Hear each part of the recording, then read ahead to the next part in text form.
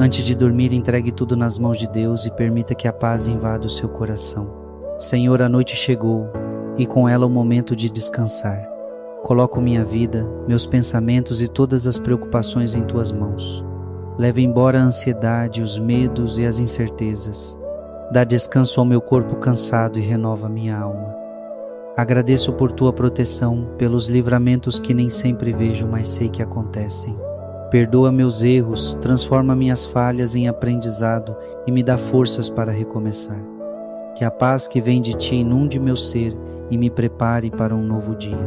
Que meu sono seja profundo, restaurador e cheio de paz. Ao acordar, que eu sinta a tua presença ao meu lado, me guiando e me fortalecendo para enfrentar os desafios. Eu confio em ti, Senhor. Amém. Se essa oração tocou seu coração, comente. Paz e compartilhe com alguém que precisa dessa tranquilidade.